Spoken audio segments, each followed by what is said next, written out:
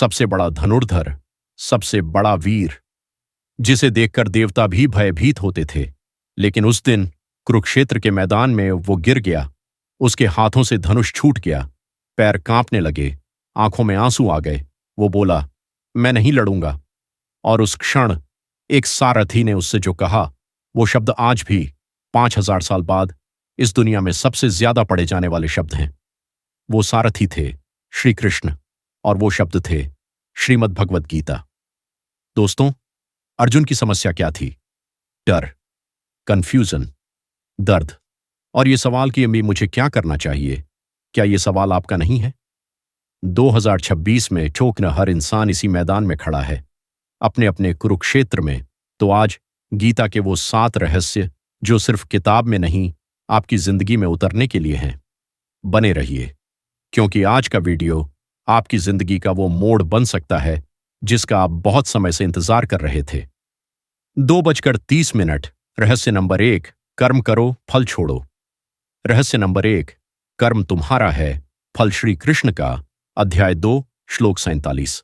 कर्मण्येवाधिकारस्ते मा फलेषु कदाचन मां कर्मफल हेतुर्भुर्मा ते संगोस्त्वा कर्मणि। अर्थ, तेरा अधिकार केवल कर्म करने में है, फल में कभी नहीं। न तू फल का कारण बन और न ही कर्म न करने में आसक्त हो। यह श्लोक क्यों इतना क्रांतिकारी है? जब श्री कृष्ण ने अर्जुन से यह कहा तो अर्जुन ने पहली बार यह सुना था। उसकी पूरी जिंदगी तो रिजल्ट के लिए लड़ी गई थी, जीत के लिए, राजपाट के लिए। और अब कृष्ण कह रहे हैं, फल का हक तुम्हारा नहीं।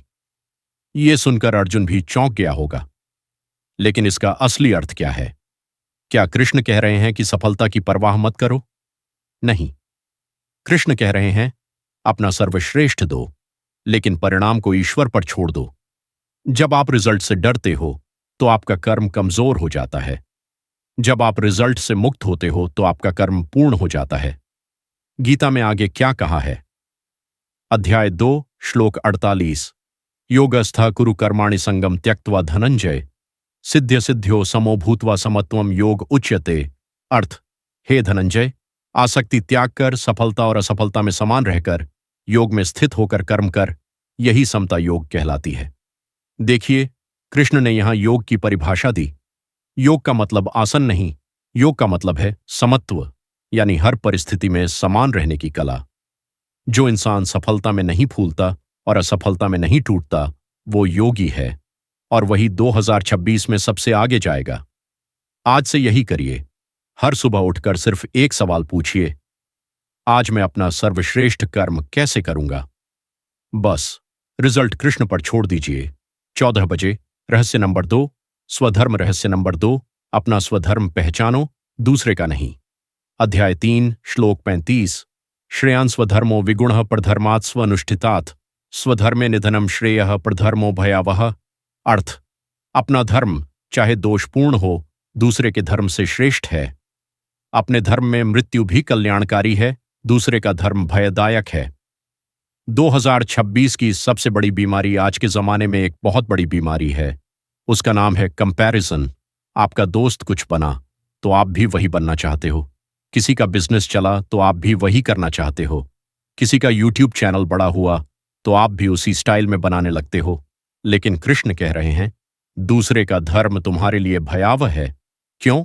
क्योंकि जो रास्ता उसके लिए बना है वो तुम्हारे लिए नहीं बना। जो बीज उसके भीतर है वो तुम्हारे भीतर नहीं। और जब तुम उसका रास्ता चलते हो तो तुम खुद के रास्ते से भटक जाते हो। स्वधर्म का अर्थ, अध्याय 3, श्लोक 33।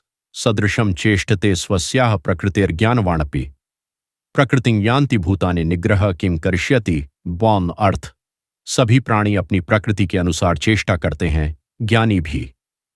प्राणी अपनी प्रकृति का अनुसरण करते हैं, बलात् दमन से क्या होगा? कृष्ण कह रहे हैं, हर इंसान की एक प्रकृति होती है। कोई प्रकृति से आर्टिस्ट है, कोई लीडर है, कोई टीचर है, कोई केयरटेकर है। तुम्हारी प्रकृति ही तुम्हारा स्वधर्म है। उसे मत दबाओ, उसे मत छुपाओ। वो वही है जो तुम बिना थके कर सकते हो, जो तुम्हें जीवित महसूस कराता है। एक सवाल, अभी इस वीडियो को पॉज करके सोचिए, वो क्या है जो मैं बिना किसी रिवॉर्ड के घंटों कर सकता हूं? वही तुम्हारा स्वधर्म है। और वही तुम्हारी 2026 की सबसे बड़ी शक्ति। रहस्य नंबर 3, मन को जीतना। रहस्य नंबर 3, मन ही शत्रु है, मन ही मित्र। अध्याय 6, श्लोक 5। उद्धरेदात्मनात्मानं नात्मानं वसादयेत, आत्मैव ह्यात्मनो बंधुरात्मैव रिपुरात्मनः। डी की अर्थ, अपने आप से अपना उद्धार करो, स्वयं को नीचे मत गिराओ, क्योंकि तुम ही अपने बंधु हो और तुम ही अपने शत्रु। यह सुनकर अर्जुन ने क्या पूछा?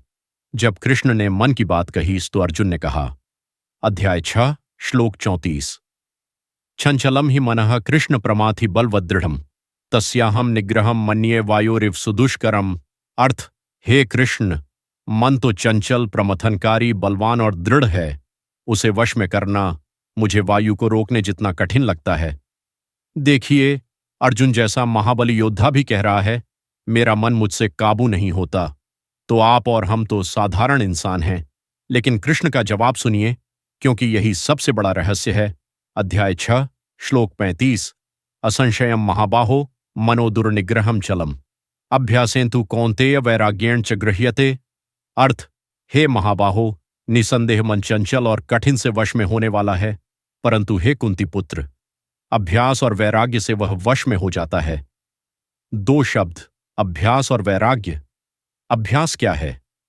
बार बार हर दिन बिना रुके मन को एक ओर लगाने का प्रयास। जैसे पानी को एक बर्तन में बार बार डालने से वो भर जाता है, वैसे ही मन को बार बार साधने से वो साध जाता है। वैराग्य क्या है? जो तुम्हारे नहीं है उनसे मोह मत करो। जो गुजर गया उसे छोड़ दो। जो आएगा नहीं उसकी चिंता मत करो। वर्तमान में जियो। यही वैराग्य है। मन को जीतने वाला 2026 में हर युद्ध जीतेगा। 38 मिनट। रहस्य नंबर 4, ज्ञान की अग्नि। रहस्य नंबर 4, ज्ञान की अग्नि सब जलाती है। अध्याय 4, श्लोक 37। यथैधांसी समिद्धोग्निर्भस्मसात् कृते। अर्जुन, ज्ञानाग्नि सर्वकर्माणि भस्मसात् कृते तथा। और अर्थ, जैसे प्रज्वलित अग्नि लकड़ियों को भस्म कर देती है, वैसे ही ज्ञान की अग्नि सभी कर्मों को भस्म कर देती है। ज्ञान का अर्थ सिर्फ पढ़ाई नहीं। जब कृष्ण ज्ञान कहते हैं तो उनका मतलब किताबी ज्ञान नहीं है। उनका मतलब है आत्मज्ञान। वो ज्ञान जो तुम्हें बताता है मैं कौन हूं, मेरा उद्देश्य क्या है, ये जीवन क्यों मिला है। अध्याय 4, श्लोक 39।